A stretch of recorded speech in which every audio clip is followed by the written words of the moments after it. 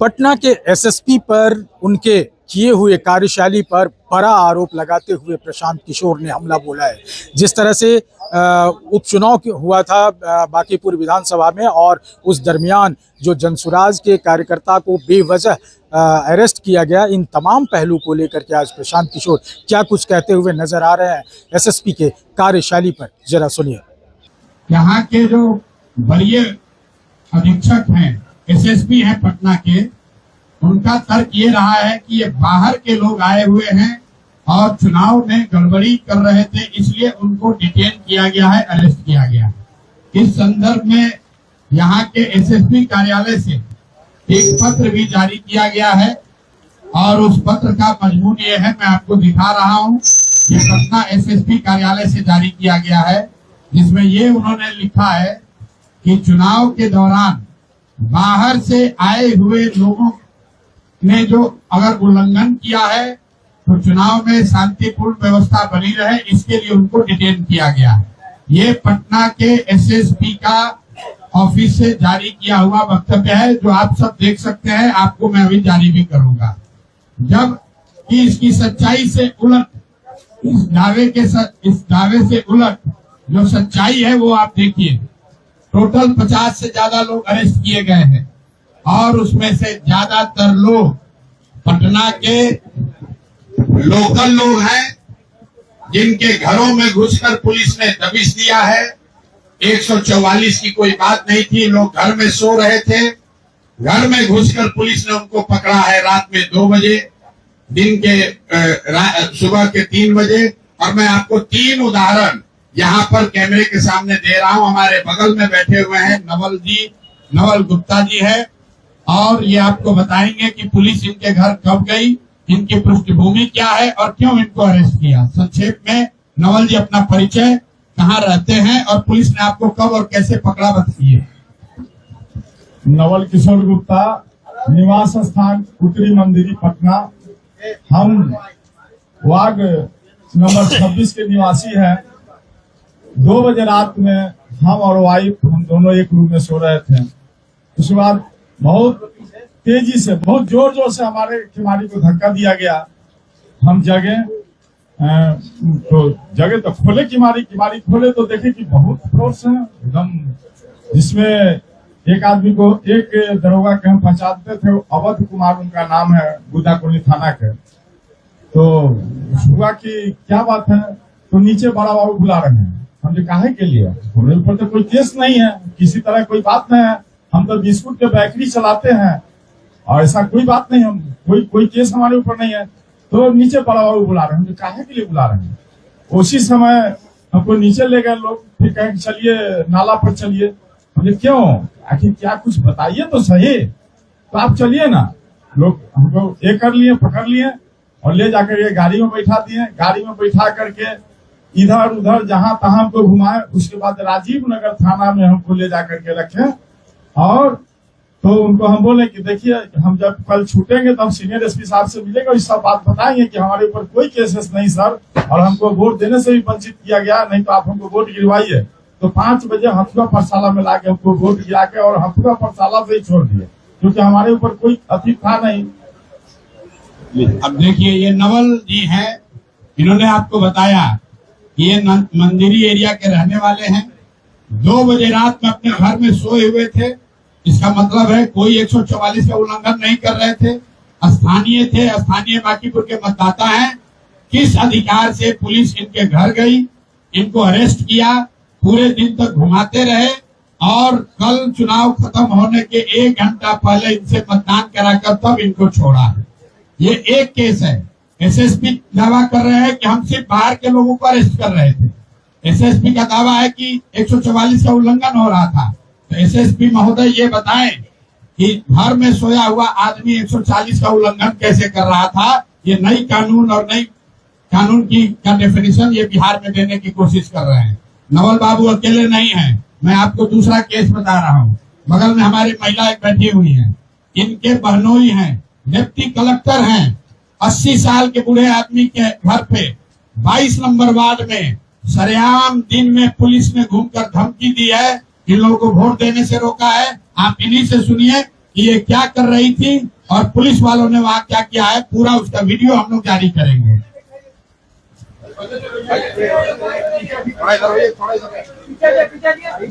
मैं 22 number ward मैं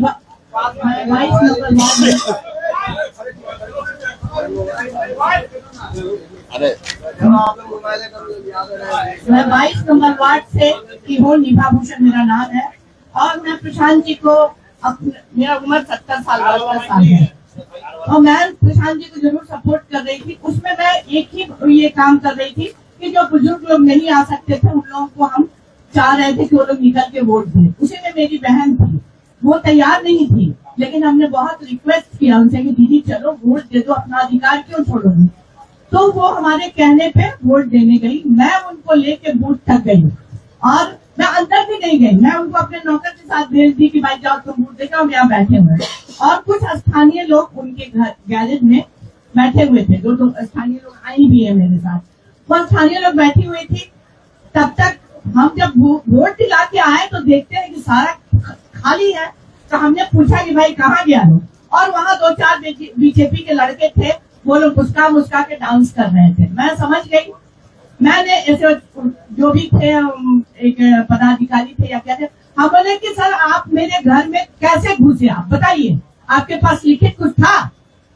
किसी को भी राइट नहीं, अगर क्रिमिनल भी किसी के घर में घुसता है तो उसको बुलाया जाता है कि इसको निकालो, लेकिन आप बिना परमिशन के घर में नहीं घुस सकते हैं। तो आपका हाथ जोड़ने लगा कि मैडम आप क्या उम्र वाली हैं, जाइए देखिए, स्थानीय नहीं होइएगा तो आप फंस जाइएगा।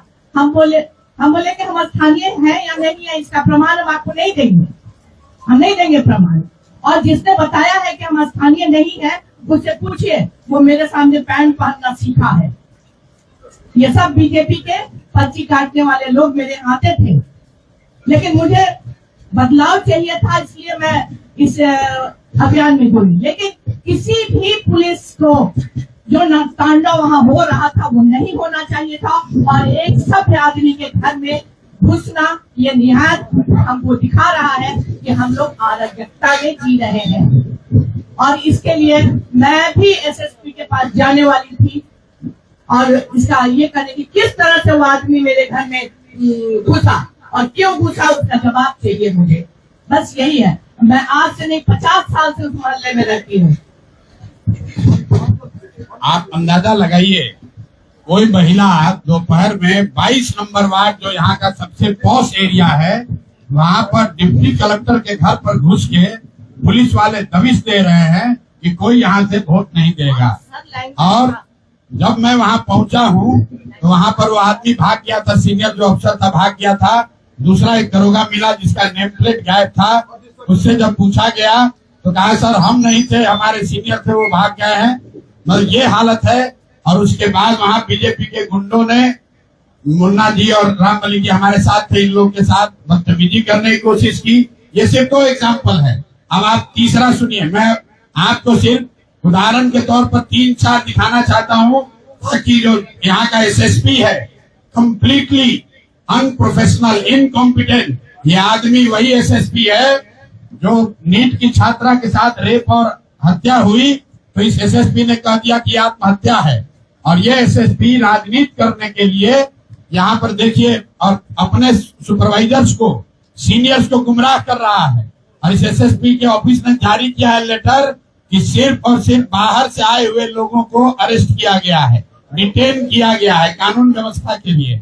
तो एसएसपी महोदय को ये बताना है कि भाई इनके घर में 2 बजे रात में आप जाकर इनको क्यों उठाए, ये महिला के घर में, इनके रिश्तेदारों के घर में 12 बजे दिन में आप पुलिस क्यों भेजे हुए थे। अब आप सुनिए, तीसरे हमारे साथ हैं गब्बर जी, जरा आप अपना सुनील चंद्रवंशी जी, इनके साथ क्या हुआ जरा सुनिए। एक दिन में 3 बार पुलिस अरेस्ट करने के लिए इनके पास पहुंची है, और ये कौन सी क्रिमिनल है जरा ये आपको बताएंगे कैमरे पर।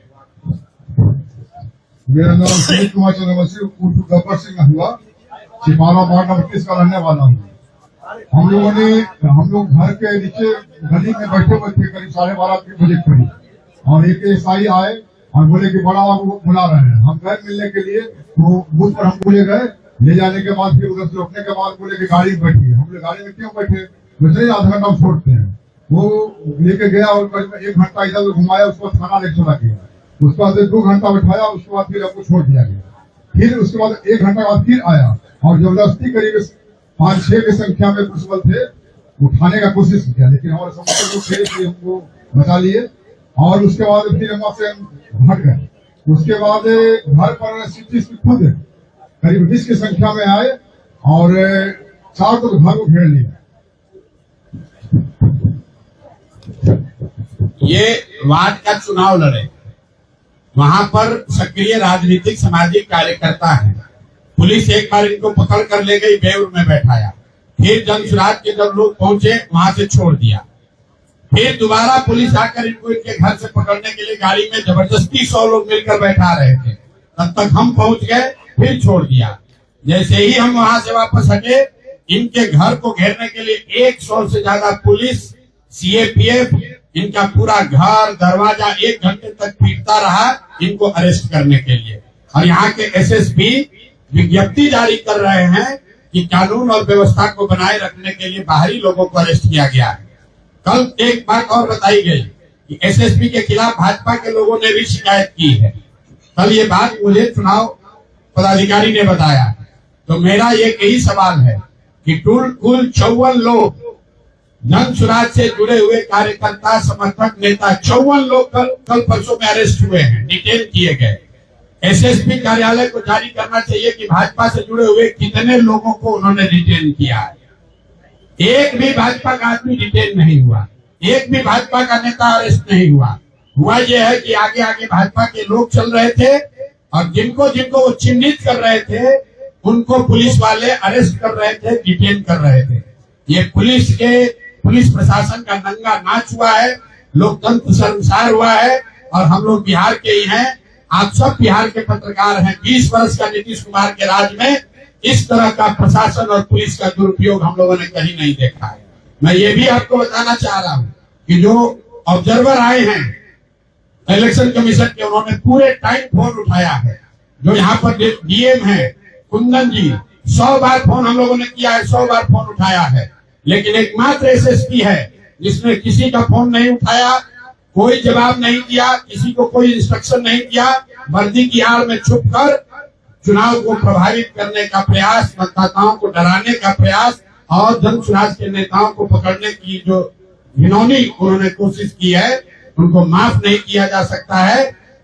कल हम लोगों ने लिखित कंप्लेंट दिया है इलेक्शन कमीशन को, जनरल ऑब्जर्वर को, पुलिस ऑब्जर्वर को भी किया है और अगले 2 दिन के बाद मैं दिल्ली में इलेक्शन कमीशन में भी इनके खिलाफ कंप्लेंट करूंगा।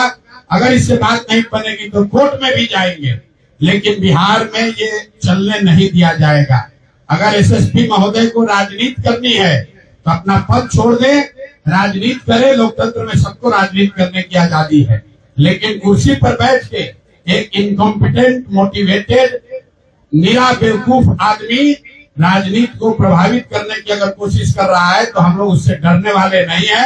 और कल हम लोगों के रिक्वेस्ट पर प्रशासन डीजीपी महोदय ने भी कहा है और उनके अधीनस्थ लोगों ने भी हम लोग को आश्वस्त किया है कि कल के काउंटिंग में पटना के एसएसपी की काउंटिंग और काउंटिंग क्षेत्र की एरिया से एसएसपी की कोई भूमिका नहीं होगी।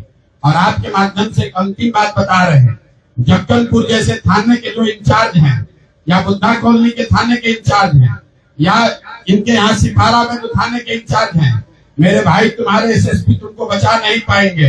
अगर गलत काम आपने किया है, रिकॉर्ड हम लोग के पास है, अंतिम दम तक आपसे लड़ा जाएगा, आपकी नौकरी ले लेंगे। ईमानदारी से जो काम आपको संविधान संगत करना है वो काम कीजिए। जन सुराज जीते हारे आप उसको डरा नहीं सकते हैं। जितना कानून यहाँ की पुलिस जानती है उतना थोड़ा बहुत कानून हम लोग भी समझते हैं। किसी भी पुलिस पदाधिकारी को यह अधिकार नहीं है कि बिना कारण बताए हुए किसी को आप डिटेन कर दीजिए। तो आपने सुना क्या कुछ कहा है और उन्होंने कहा है, डीजीपी से भी गुहार लगाया है कि त्वरित इस पर कार्रवाई करके एसएसपी पर के कार्यशैली पर संज्ञान लिया जाए और जिस तरह से ये हरास किया है लोगों को, उसका खामियाजा पुलिस प्रशासन को भुगतना होगा। कमलेश आनंद, केबीसी न्यूज़, पटना।